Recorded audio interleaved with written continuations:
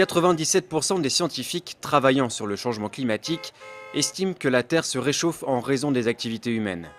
Pour bien comprendre la responsabilité de l'homme dans ce phénomène, il faut d'abord s'intéresser à un mécanisme qui, lui, est parfaitement naturel, l'effet de serre. Voilà comment ça marche. Lorsque la Terre est éclairée par le Soleil, sa surface réémet vers l'espace une partie du rayonnement qu'elle a reçu. Sauf que les gaz à effet de serre, comme le dioxyde de carbone, le méthane ou le protoxyde d'azote, retiennent une partie de ce rayonnement infrarouge émis par la Terre et lui renvoient, ce qui contribue à la réchauffer. Or, c'est justement cette mécanique que l'homme a déréglée. Combustion du pétrole et du gaz, déforestation, agriculture intensive. Depuis la révolution industrielle, les activités humaines émettent de grandes quantités de gaz à effet de serre, principalement du dioxyde de carbone et du méthane. Ces gaz s'accumulent dans l'atmosphère et atteignent désormais des niveaux records. Pour le CO2, par exemple, sa concentration est passée de 270 parties par million à la fin du 19e siècle à près de 400 parties par million aujourd'hui. C'est la concentration la plus forte depuis 800 000 ans au moins. Conséquence, l'effet de serre s'intensifie. Le surplus d'énergie introduit aujourd'hui par l'homme dans la machine climatique est à peu près l'équivalent de 3 petites bombes atomiques explosant à chaque seconde.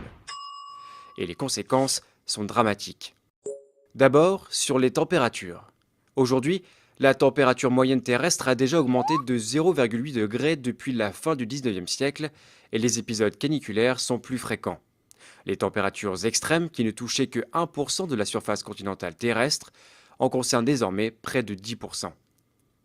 En admettant que la concentration de CO2 double d'ici 2100, la Terre verra sa température moyenne grimper encore dans une fourchette comprise entre 1,5 degré et 4,5 degrés supplémentaires. Deuxième impact, le niveau des mers. Sur tous les continents, les glaciers d'altitude reculent et disparaissent. Les grandes calottes polaires du Groenland et de l'Antarctique perdent leur glace dans l'océan et contribuent à élever le niveau de la mer. Si la banquise antarctique voit sa surface augmenter légèrement du fait d'un renforcement des vents, la banquise arctique, elle, a vu sa superficie fondre d'environ 30% depuis les années 80. Résultat, le taux moyen d'élévation de l'océan est aujourd'hui d'environ 3,3 mm par an, mais ce taux est appelé à s'accroître à mesure que les émissions se poursuivent. Déjà montés d'une vingtaine de centimètres en un siècle, les océans pourraient s'élever, dans le pire des scénarios, d'1 mètre d'ici 2100. Les petits États insulaires du Pacifique ou de l'océan Indien, comme les Maldives, seront les premiers à disparaître. Troisième élément directement touché par le réchauffement climatique, les précipitations.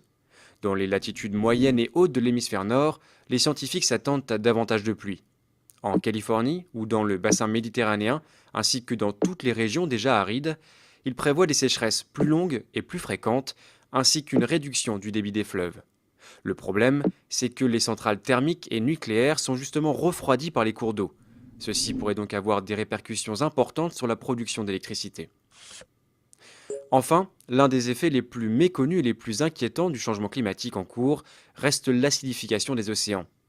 Le CO2 excédentaire se dissout en effet dans les eaux de surface et les rend plus acides. La rapidité de ce phénomène est inédite depuis 300 millions d'années et les scientifiques ignorent les effets qu'il aura d'ici à quelques décennies. Les coquillages et certains planctons qui constituent le socle de la chaîne alimentaire pourraient ne pas pouvoir s'y adapter.